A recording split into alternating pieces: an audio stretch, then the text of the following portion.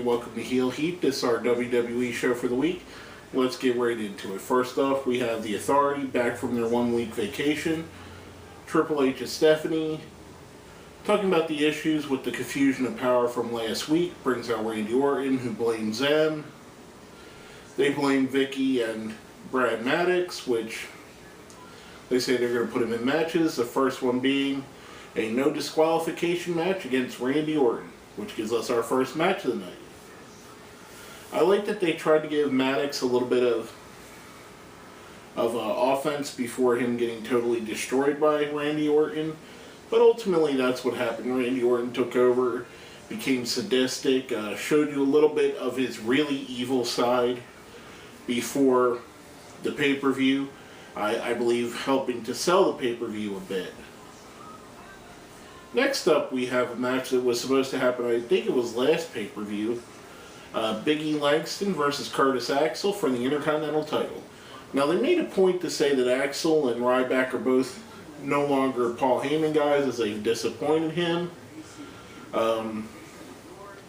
Axel takes a loss to Big E Langston. Big E picks up his first WWE Championship, other than the NXT title, which I guess you would say his first main roster championship.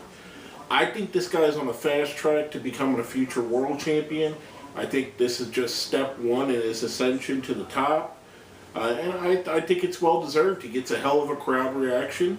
He has a great look to him. He has a great presence.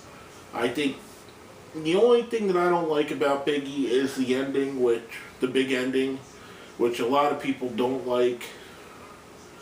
But maybe they can modify that going forward. Other than that, I think he's very deserving, and I'm happy that he won this belt. Now, the next thing may be, in the history of Monday Night Raws, when it's all said and done, one of the 4 or 5 worst segments in the history of the show.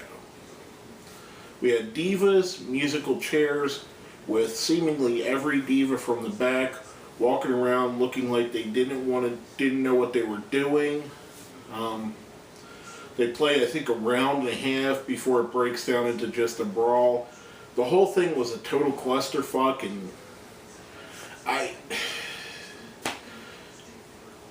it's shit like this that's really disappointing. They got a guy like Cassius Ohno, aka Chris Hero, who roughly a week before this is dropped from the roster because they can't find anything to do with him, yet they find a way to put shit like this on television. This is one of those moments where it embarrassed me to be a wrestling fan. It embarrassed me to be a WWE fan. I was absolutely appalled. I thought it was, like I said, one of the maybe 4 or 5 worst segments in the history of Monday Night Raw. And that's saying a lot for a show that has 20 years and over 1,000 shows. It's terrible. And here's a novel idea, WWE. Let the divas wrestle. It's a wrestling show. As much as you don't want it to fucking be, it is. That's what we tune in for. We tune in for the wrestling. Anyway. Now, next up, we had an actual wrestling match. The Big Show versus Ryback. After a pretty impressive showing by Ryback, Show picks up the win. Randy Orton tries to attack him. Show holds him off, which sets up Show picks up the win. Randy questions Hunter and Stephanie about if they're behind him, which ultimately they say they are, which is why at the pay-per-view they're going to let him go it alone, because they have faith in him as the face of the company.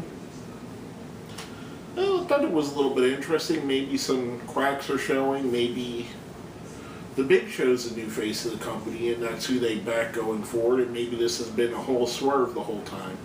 Just thinking ahead. Another thing coming ahead, we have the Real Americans versus Kofi Kingston and The Miz. I figured this to be a throwaway match.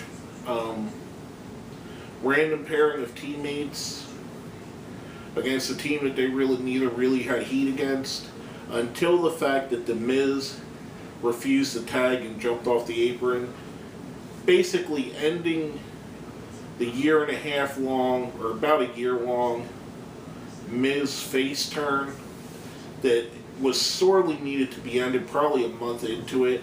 Miz is such a natural heel.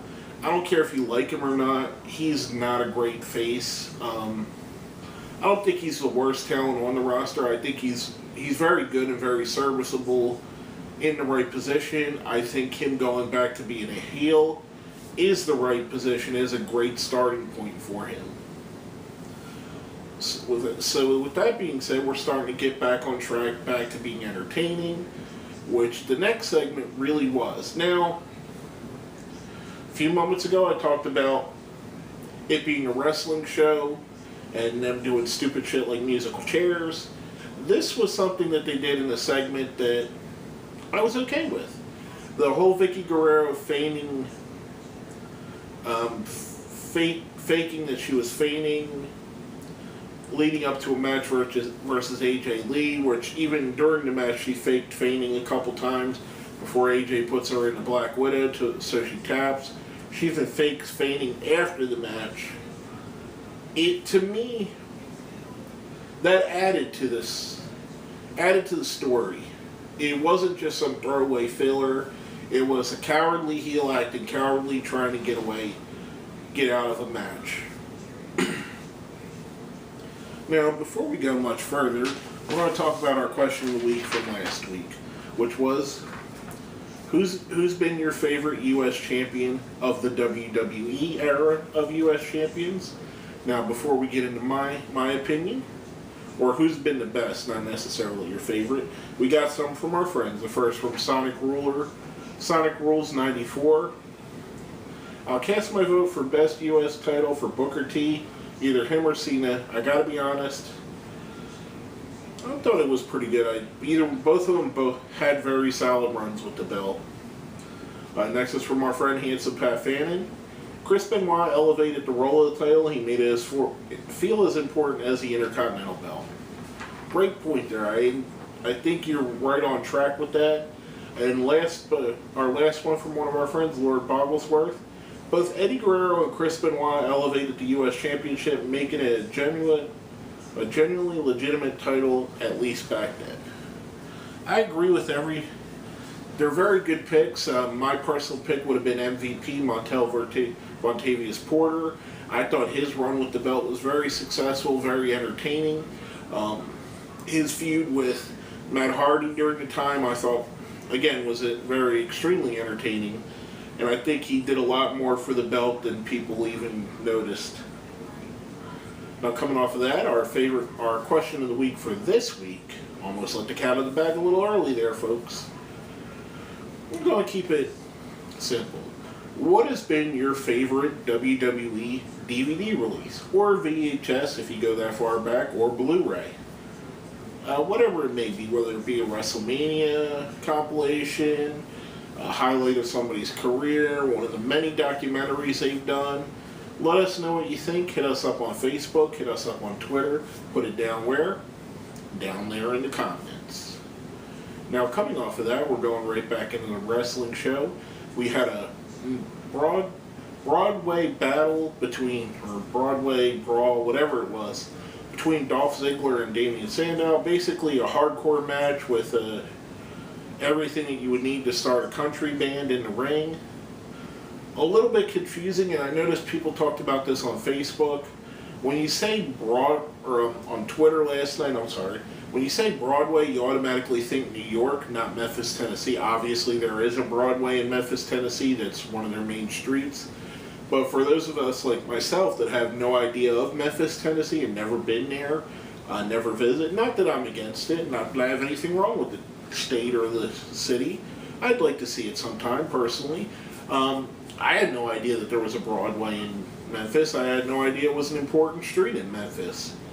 Could have easily said this was a Memphis street fight, a Graceland street fight, a Beale Street. I think Beale Street's in Memphis, or is that New Orleans? I might be wrong on that.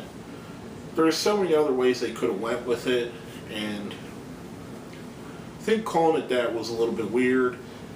This match was hard to get into. I couldn't determine if they were trying to go comedy or hardcore, and it kind of straddled that line without ever really doing either.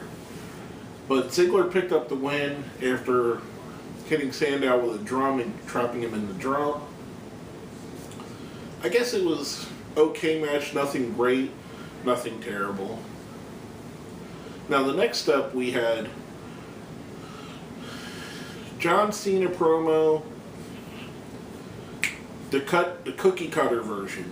Now we've seen it in the past when Cena's had opponents that he's really excited to go against, Daniel Bryan, CM Punk, and a few others, where he's come out and he's really nailed the promo. This was your generic, I'm John Cena, I'm going to beat you because I'm the good guy, you're the bad guy, I stand for what's right, you stand for what's wrong promo. When he mails him in like this, it's pretty shit. The only thing that came out of it that was interesting, he had his arm in a sling, which brings out Alberto Del Rio to try and capitalize, but Cena was playing possum and battles him off. Again, this is your cookie cutter John Cena promo. I know he has better in him because he shows better at times. I really do think that he plays down at times to people he thinks that's lesser than him. And I think Alberto Del Rio is one of those guys, unfortunately. He could have done so much more to make Del Rio sound like a more competitive or a more serious contender, and he never did. Now, the next match of the night is probably my second favorite match of the night for multiple reasons. First, we have the Rhinestone Cowboys, aka three-man band. I like what they're doing with this, that they're giving them a new gimmick every week based on the town they're in. I think it's extremely funny, extremely original. They go up against R-Truth and debuting Xavier Woods. Now, if you follow us on Twitter or even Facebook, you'll know that very recently, over the last weekend actually, I went with Gary, my co-host and partner at times, who unfortunately is not here tonight. We and another friend of ours, Closure, we all went to watch NXT. Now, you've seen Closure, he comments on our shows and he watches all our stuff. Good friend of ours, a great friend of the show.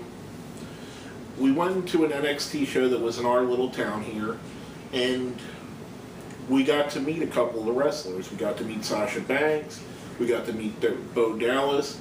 All were very warm and very gracious, especially Xavier Woods. I already liked him. I was a fan since the Conscious Creed days, but meeting him in person gave me a whole new level of respect for him.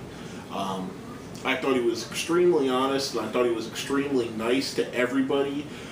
From what I've seen, he did a lot for the kids that came up to shake his hand and meet him, as well as for us older people that came over to shake his hand. He made a comment about my friend Gary's shirt, who was wearing an Edge and Christian shirt. I said, wow, I was picking on my friend Gary. I said, wow, somebody actually likes your shirt. I was wearing the Final Battle Ring of Honor shirt, which is half Steen and Generico's face. I was trying to get Sami Zayn to sign it. Whole nother story for a different day. However, so I go up to Xavier Woods, who I didn't think heard me, and he goes, I like your shirt too, except for don't expect any package pile drivers here, which I thought was a funny line. I laughed, I shook his hand, and he couldn't be any nicer. So he's a guy he has the talent, he has the it factor. After meeting him, I hope he goes very far. I hope he's a future world champion. He really deserves it. If he could keep as humble as he was there and as nice as he was there, I think the sky's the limit for the kid. And I'm very happy to see him debut finally. I thought he looked awesome in the match. He's a very entertaining wrestler. Keep your eye on him. He's going to be someone that goes really far in the future. Now, coming up next, I'm going to preface this with saying I'm not a country music expert. There's very little country music I've actually liked. I've liked a couple songs here and there. I love Johnny Cash. I think he's awesome. There have been some Kenny Rogers that I've liked, some Waylon Jennings that I've liked, some Hank Williams Jr. that I've liked. You kind of see the pattern here. Not much as of late has caught me. that I've enjoyed of country music, which is why I'm saying this before I talk about Florida Georgia Line coming out. Now, I get it, they're big. I've heard their name before. To be perfectly honest, this is the first time I've heard any of their music. I wasn't a fan. I thought it dragged on. I'm not particularly a fan of any of these segments when they do stuff like this.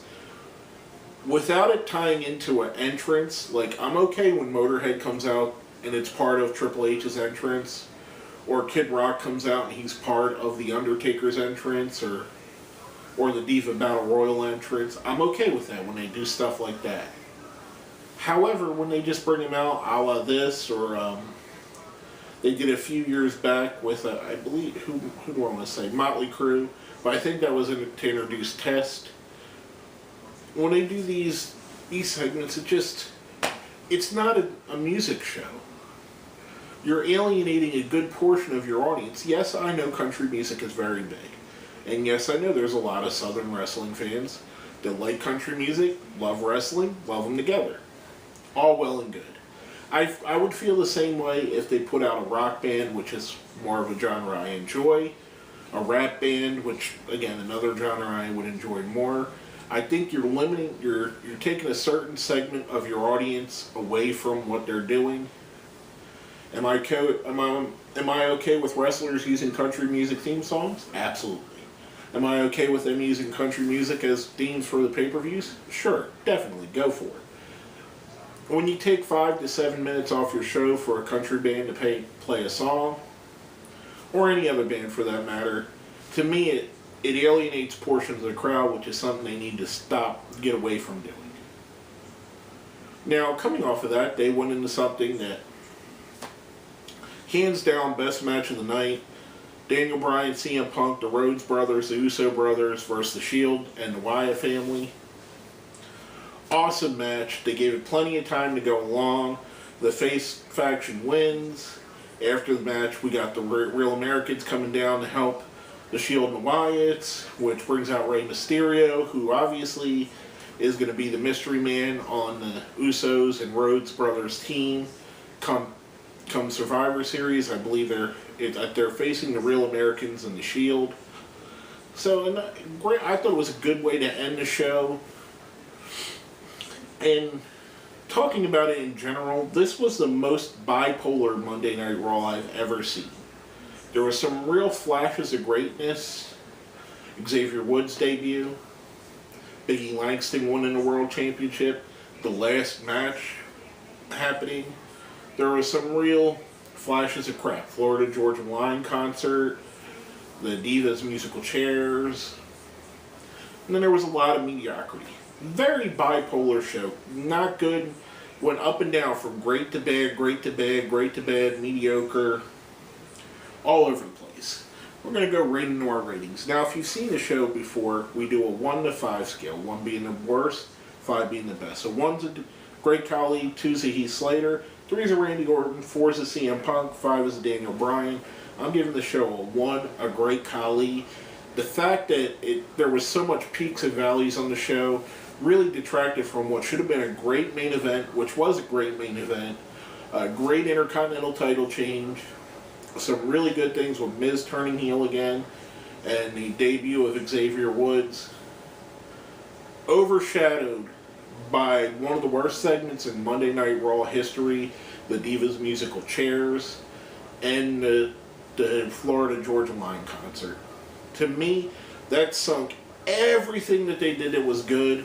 And trust me, the main event was a good main event. It was very good. Wasn't great. Could have been great and picked up the show and rose it from the ashes. Unfortunately, it did not. It wasn't enough to outweigh the bad.